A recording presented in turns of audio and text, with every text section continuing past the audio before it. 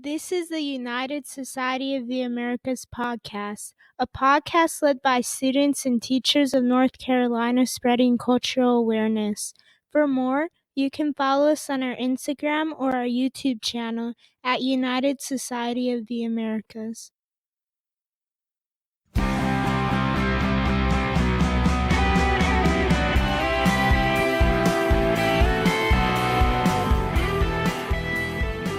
Hello everyone, this is the third episode of the originally named Spanish Club, but now we have turned a new leaf and we are now sticking to our name, the United Society of the Americas. I am with my co-hosts Ines Stoza and Emily Delgado, and my name is Eric Nguyen. Happy to have y'all here. Hello, lovely people of Grace Creek and people of the Word as well. Yeah, we are here with the United Society of the Americas, creating this lovely podcast as one of the main activities we've been performing as something that we also sometimes, as a nickname, we call ourselves the Culture Club, right? Yeah, which sounds amazing, right? Yeah, I'd really, it was always kind of always felt like that, you know. Yeah, it's pretty cool. Yeah, sounds powerful. Yeah, sounds powerful. I'm very happy because this is the third episode that we're recording, and we do have 2 episodes already uploaded, and soon you'll know more about that. Yeah, we're ready to start today. Yeah. Today is November the 4th. I can't believe time is going so fast. Yeah, right. It's Christmas. Almost Christmas. No, Can't believe it. Come on. I've seen some houses decorated already. Yeah, I know. Christmas is like a month and a half away. I know.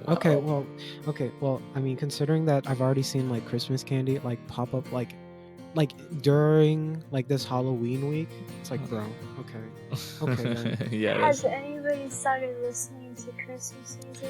I will No, next week. No, okay, no, I'm saving it. You're saving it? All of my friends have. They have already. Yeah.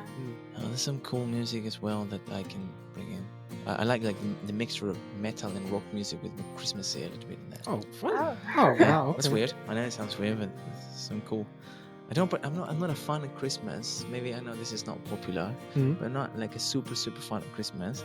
Maybe because I'm coming from the south, right? But I'm beginning to. I was gonna say begin to look a lot like. No, I'm beginning to like it a little bit more because since I'm in here, I like the vibe and people are more chill, right? Really? When it's Christmas, well, the people that really find the meaning on it, not the ones buying presents. I don't buy presents, by the way. This is for all my friends. Oh yeah. I don't. I'm not really the type to do Christmas either. No. But I'm not really the type to do Christmas. We might want to be talking about that as well, because in Latin countries, Christmas is celebrated slightly differently. We do some crazy stuff as well, particularly my city in Chile. We do have some stuff in there that are different. For instance, can you imagine people, just cars, right, with decorations of Christmas, and let's say like a gigantic Santa in a car, right, like for a parade, and then people around. There's a band as well, you know, trumpets, some tubas, right, and instruments of air, like that we can, find in a game, for example, in schools in here. So they are just like playing live Christmas music, and then some other people throwing candies. Oh, just candy that we call it in the north pastillas. Let's remember, I come from Iquique, the north of Chile, so that is very particular in that city. It's so weird, but people do it. Oh, is it like it's a parade sort of thing, right? It's a parade sort of thing. Yeah. So when you don't have a band, you just like set your gigantic speakers to the car, to a track, and then put some music live and get some, I don't know, Christmas tree things, and ultimately also cartoons, just like Bob Esponja. You can see Bob Esponja with a Christmas, how you call it, like the hat. Yeah, like I don't Santa know. hat. Yeah, right? the clothed red hat with the little white ball at the end. Yeah, the thing is, it's for kids, so Yeah. just kids like enjoy it all the time when they see it in the streets. They run to Mm. get those candies. Yeah, well, just a little bit of Christmas in the beginning, right? Oh, thank you, Dan, for joining this podcast. We're going to start with the topic of Yes, sir. today, right? Yeah, which is Okay, so this is a little bit like a philosophical question we have in here. Is culture static? Something to preserve as it is? Something to just like represent it and that's it? Or dynamic? Something that you create every day, something that changes all the time? And we have an interesting debate in here. To start the topic, we've got some quotes so we can get us into the vibe of the situation. And we will be reading some quotes here and there. You want to take turns? Okay. Oh yeah. Let's see. Who would like to start with these ones? Well, I mean, they're numbered, right? Yeah. They are numbered, but we can, rules are created to not to break, but to give a meaning to them. So I think we can just decide on that. All right. So would you like to start, Eric? Yeah, let's see. Okay. This is from Kofi Annan. We may have different religions, different languages, different colored skin, but we all belong in one human race. I think that's pretty cute. Powerful. Powerful. That represents I would say like a macro kind of culture, right? Yeah, the culture of humanity. And I think with that, I mean, you have to take into consideration just the culmination of, for us to get to that point where, we're able to express these different languages and these different cultural practices, regardless of our race and of our previous conceptions. Right. Find a way to just commute, like get together, collide, right? That's wonderful. What have we got in there, Emily? I like this one. It's by Paulo Coelho. Coelho, famous writer. Culture makes people understand each other better, and if they understand each other better in their soul, it is easier to overcome the economic and political barriers. But first they have to understand that their neighbor is, in the end, just like them, with the same problems, the same questions. Wow, powerful. Powerful. I like it. No, yeah, I think that yeah, I think that hits pretty home for us. Hang on, you mind if I take a look at it? This one. It's gonna get involved into the more political aspect of the culture as well. Well, yeah. I mean, just with culture just being like a force for change and for learning, for like all parties to look at and consider. Yeah, it's powerful. He's a powerful writer as well in Latin America. Most of my relatives, they know about that. Students, actually, we in school in Latin America, we read a lot about that. It's a genre that I would say is like self help. We call it like that, literally in Spanish, autoayuda. When it's fine to read. It's nice to read when you are like finding yourself into a more like dark path, and then you have the possibility to reflect yourself in the reading. So that's why I think the guy is very famous. Lovely quotes. I have one, but I can't decide. Okay, I'll just pick up this one. This is short, but strong and intense. It says, "Culture is the widening of the mind and the spirit." And it's from I'm hoping I'm pronouncing this one right, because it's not even Spanish. It's a Jawaharlal Nehru. I apologize for the you wanted to see your Spanish teacher pronounce something wrong. There you go. I do it with English anyway. That's why we're all here, to learn, just bit by bit about cultures and absolutely names. I like this spiritual aspect of culture as well, because it kind of gives a different dimension to it, right? It's expanding everything we are. So imagine a society with no culture. Again, we're robots, right? Yeah. So even animals, well, we are animals, but animals have culture as well. They do some stuff and they repeat that, and they pass that, or seem to be passing that from generation to generation. Have you seen elephants, for example, the way they take a bath? Monkeys, the way Yeah. they kind of help each other with the parasites and the things they have, right? Or the birds Yeah. helping. So I mean, yeah, like those like co-mutual like relationships, like you've seen those videos of like, or maybe like images of a bird helping out a crocodile like right, clean its teeth. right. They're acting very altruistic, although even though someone might say, well, that's not culture really, it's something different, and altruistic is more like a concept applied for human beings, the practices of human beings. But I can say that we can learn a lot from animals, a lot from them, right? Oh yeah. You want to give another round? Oh yeah, Okay. sure. We've Let's got see lots here. of them here. Here, I'll go whip something out. I'll speak my piece. Okay. Let's see. This one's by Mark Pagel. Let's see. Human cultural diversity is vast. The range of cultural practices, beliefs, and languages that we speak is vast. So I guess to sum that up, it's essentially just saying like, humans have culture, like have a diverse set of traditions and cultures that they engage in, and I mean, yeah, that's a given. Endless ocean of that. For instance, we are in the media center, and I see all these lovely books around, and I feel like home. Whenever I'm close to books, I'm just like home. It's wonderful. It's the way we have passed this knowledge from generation to generation. It's not even internet, right? Because internet is like a pretty new thing in the history of humanity. So that's wonderful. You want to continue, Emily? Sure. Culture is a name for what people are interested in, their thoughts, their models, the books they read, and the speeches they hear. And this one's by Walter Lippmann. Oh man, I can't. Oh, I feel like I've heard that dude before. Oh, You've whatever. heard But too? regardless, it is quite a powerful quote. It's powerful.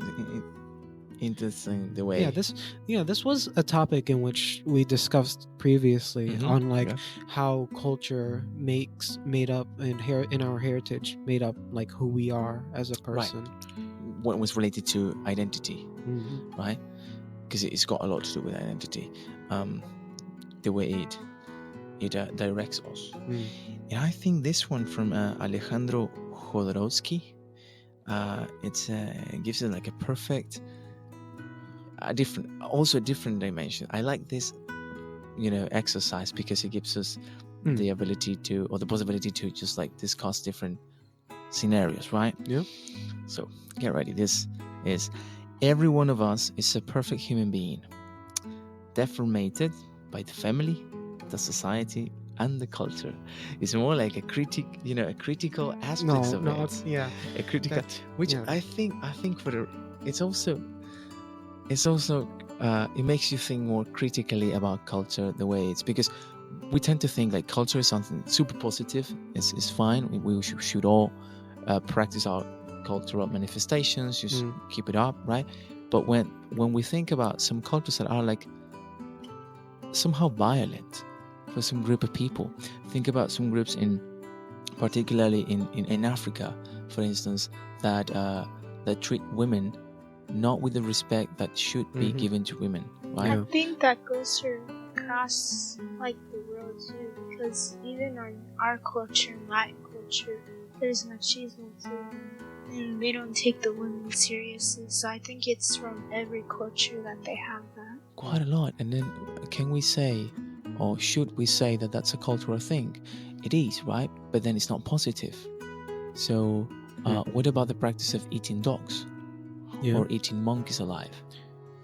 But then alive, alive. Yeah, I mean, if we can eat lobsters, crabs alive, I mean, you eat that alive? Yeah. Oh, that's a cultural thing too, right? So that's I literally last week I bought a bag of crabs from like this Facebook ad. And that's a cultural practice, you know? I just dunked them into the pot, bro. But you didn't eat them alive, right? Oh no. Well, yeah. Why? Oh, not alive. I like that. We need to specify that. I could. I mean, obviously you can't, because you have to crush them to get into there. But in the history of humanity, that had happened before. And when I think about alive, it's For instance, when you go to a restaurant, one of the restaurants, when they have like fish, right? Yeah. And then you pick up one and they cook it for you, right? So fresh. But then when they eat like I completely forgot about the word, but like the brain of a monkey. Have you seen that? Yeah. And it's Oh, open in yeah. the table. It's just there, and you see the monkey in there, right? I know that might be like an uncomfortable topic to talk about, but it's something real, and it happens. And then when people complain about like, hey, well, how these people can eat dogs? Well, in India, cows are sacred, and they don't eat it. But here in this hemisphere, in this area, in America in general, people eat it a lot. Okay. I'm very familiar with the topic because, I don't eat meat, any of them. I just thought about that at some point and say, well, I'm not going to be taking care of some animals and then eating some of them. No, we're all somehow, we share the value and appreciation for life.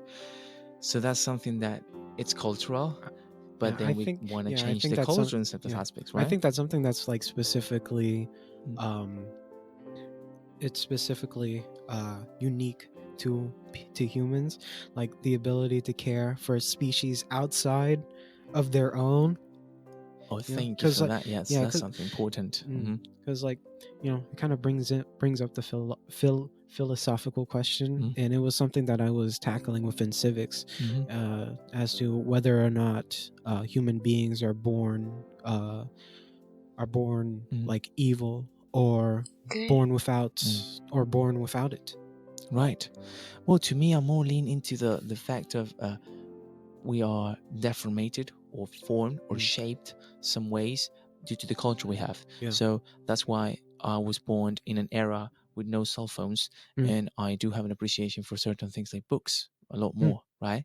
Because seriously, when I was studying, we didn't have cell phones like smartphones. We had like these ones with a antenna, right? And it was I was cool because I had one of those ones, or I had like a personal stereo with cassettes, tapes on it, and I was feeling okay. And now I'm still like kind of young to understand how internet and all of the modern things work. But then some people just like were left behind, and then they are different people. They see the world differently, and that's how culture and the society creates something on us, right? But then we have the tendency to goodness, the tendency to do like wonderful things, and we escape from evil, or we want to be good to the rest, or like help others. And when someone, for instance, it's in need of help, say someone with a heavy box, you have the tendency to go and say, hey, can I help you? Yeah. Or can I do something for you, right? So it's kind of interesting to think about that. Yeah. Well, because whenever I think about it, within my purview, I think humans, whenever they're born naturally, they're born naturally selfish.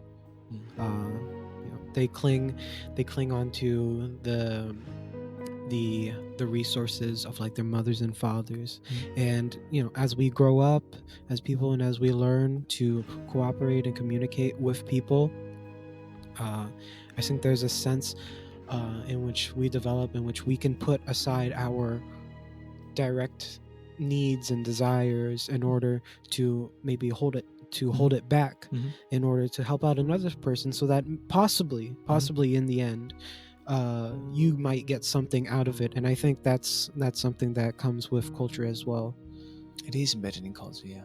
I do believe so, yeah. And no, let's remember, well, for me as well, selfishness is not innately or necessarily something negative. Yeah. Yeah, it's not always bad, because sometimes you do have to be selfish. It means being able to take care of yourself, and acknowledging that you also have your own needs to take care of, because being able to help out people shouldn't be the thing that you should be most concerned about in most situations, in most cases. In fact, the ability of humans to be and to behave selfish in a selfish way, it's one of the drives, the motors of preserving life. I mean, if you're not selfish, you don't take care of yourself, for instance, right? So that's something that kind of in the system. We're processed that way, right? I don't For the like reason. I don't like to think that helping out people is like a self-gratifying thing. Not know? necessarily, right? But it's something, I think it's something that helps like both parties learn and benefit from each other. Right. Then there's something very interesting I learned some time ago.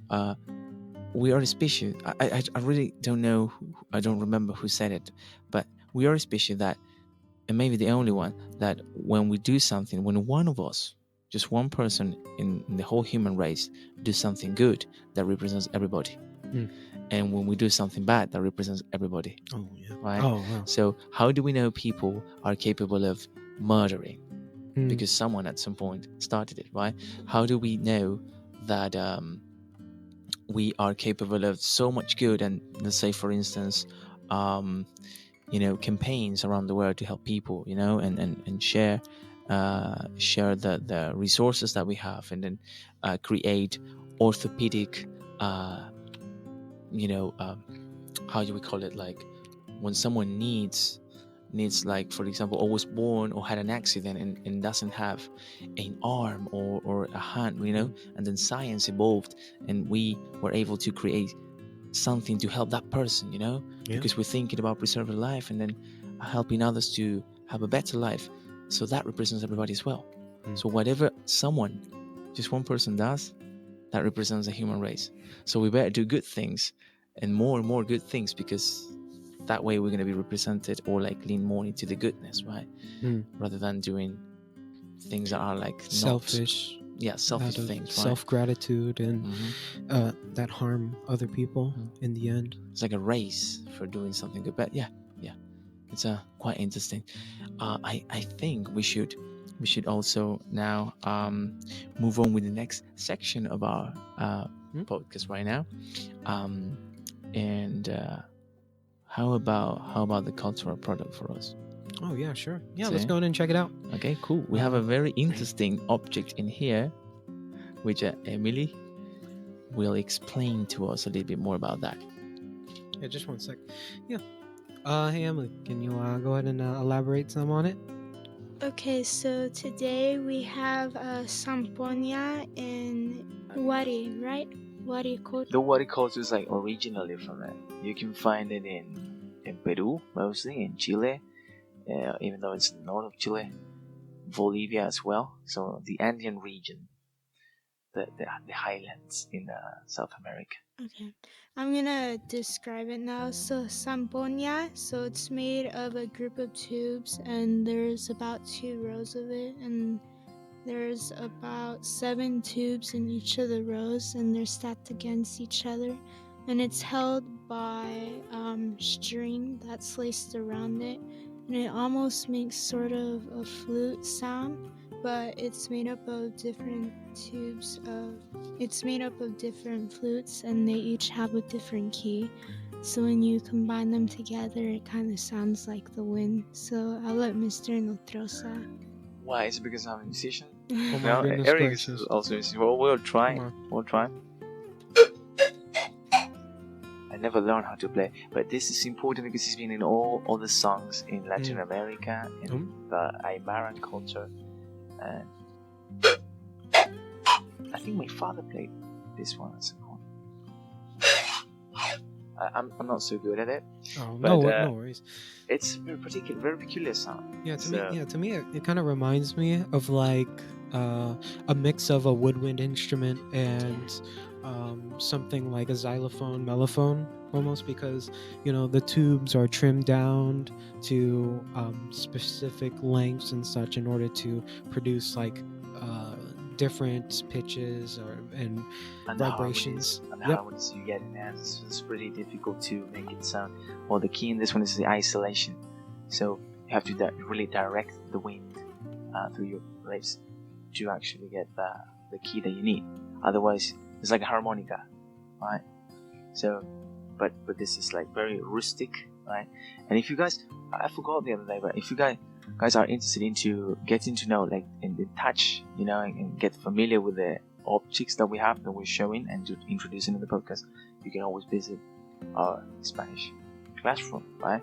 Yeah. 328 and Yeah, please. Grace High School. Yeah, by all means, go ahead and check out Yeah. Inostroza's room. Absolutely. I'm planning for third period in the first semester. So, of course, if you're in a different part of the world, we can get in touch anyways. Okay. Some other meetings. Some point. So for this next session, we've got something very special. We're going to be interviewing people for the first time, people in the community, Basically. in our culture as well. This is a cultural community, and the first, and the ultimate aim, the objective of our podcast is also to spread cultural awareness and the ability to think critically about many things, the things that we do, the things that we preserve, the things that we create. We have the debate kind of open, right? So we're going to be asking people about different questions about culture, how they feel, how they represent culture, what it means for them, and also a little bit about question for this section or this episode, which is it culture something static or dynamic? Do you change it or do you preserve it as it is? Okay, so here we go. Mr. Law, I have one question just for you. Do you think culture is static or dynamic? I think culture is dynamic. Thank you for the answer. Thank you. Excellent. Your name and Miss role Matthew. for the school? I teach biology. Gotcha. Elizabeth Jones, I teach biology. And as we just started with you. Tracy Roseberry, biology. Gotcha. Yeah. And the question that we have today is, do you think culture is static or dynamic? Dynamic. Oh, could you care to elaborate on maybe some thoughts that you have?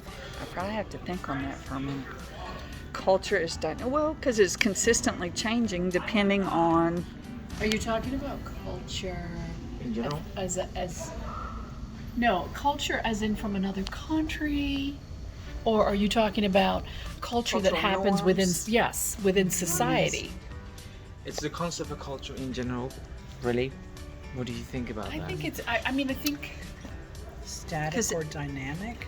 I think if it is culture, if you're talking about ethnic culture and stuff, I think that's dynamic because it always adds a new and different component. But if it is like a culture of indifference, a culture of like societal. Oh, okay. Do you know what I'm I get it saying? now. Yeah. That's why I was asking for clarification. But Or it's even like- there's a purpose on having that question that wide because we can elaborate on that.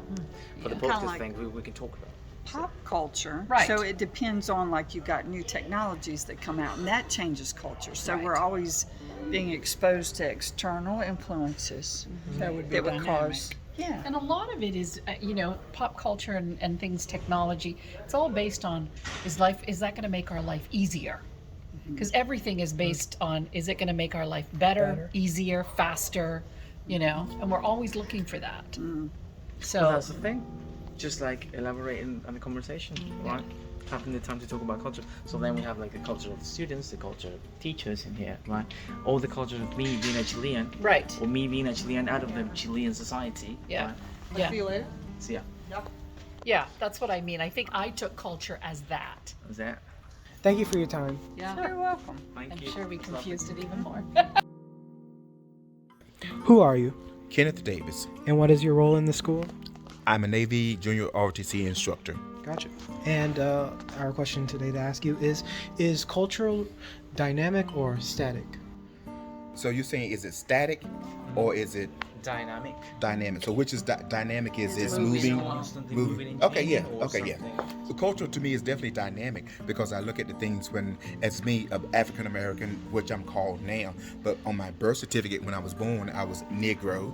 I started elementary school as colored.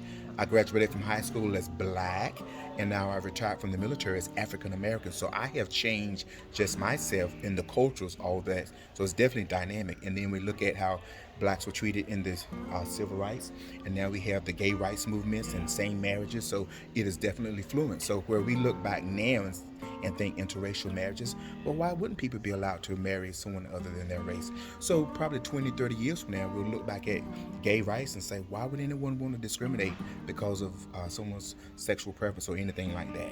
So it is definitely dynamic.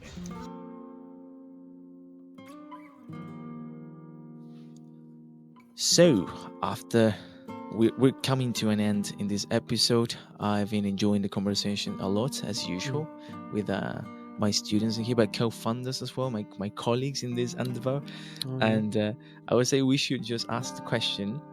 We're going to be asking the question and stating each other's opinion on this one. So let's remember our question: is culture something static or dynamic? And these are our final thoughts. So what do you guys think?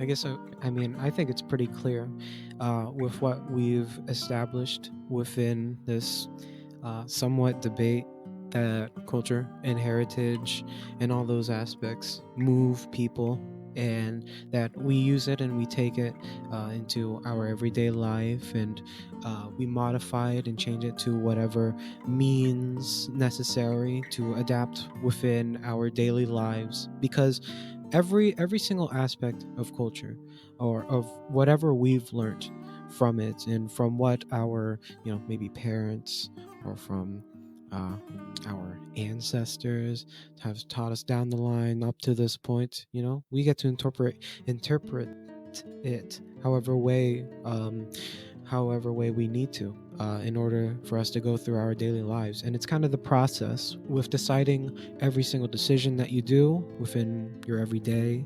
I'll just end it there. Yeah, that's wonderful. It's kind of how I feel it, more or less. What about you, Emily? What did you think I about think the same as Eric. We can change it and modify it and make it our own. But some things we can't change, but the majority of it we can. It just really depends on the situation. Mm-hmm. Right. Well, for me, I wouldn't say I want to say what I think it should be. What's the best? What should be the best thing to do in these modern times? Which is, there's certain things that we need to preserve as cultural facts that should remind us of the good things that we have as a humanity, and there's certain things that we always need to analyze and revise, and check and see if this is something good that we need to preserve. I just have one example. When I think about my country, there's a famous sport called rodeo, right? So it's a lot of debate on that, because it consists of just catching this bull that's escaping from horses, and of course the people and the horses that treated very unfairly, and ultimately I'm not quite sure about what they do in the end. Some people say they eat it, some people say that they kill it, or just like for fun, just scare this animal, which is scary at the same time. The animal is kind of big, right? And you wouldn't say like people will tend to say no, but there's nothing wrong, the bull is powerful. Well, it's scared anyways, right? Then it made me think about some other examples, like in Spain, how they treat certain animals, and some other examples that we made previously regarding some women in some areas and Africa. So we are smart people, we are smart, and we have responsibility as well, species, and I think we should work hard to evaluate our moral and our ethics all the time, because when culture gets in contact with ethics, we can find it. It's a hard work to think about that, but we can find a way that benefits the culture of a group, that preserves certain good and positive aspects, but also we need to make it according to what we're living right now. So it is necessary always to check and critically think about those aspects that makes us part of our culture. Indeed. Right. Okay, so that will wrap up the podcast for today, right? That was wonderful. So yeah. Alrighty, this has been the third episode of the newly named United Society of the Americas podcast. Find us. Yep, and gladly. I will see all of y'all then. See you. Where do we find them? You can find us on Instagram, YouTube, or TikTok at United Society of the Americas. Brilliant. And that's also our email too. Gotcha. Brilliant. Alrighty. Adios. See y'all. Adios.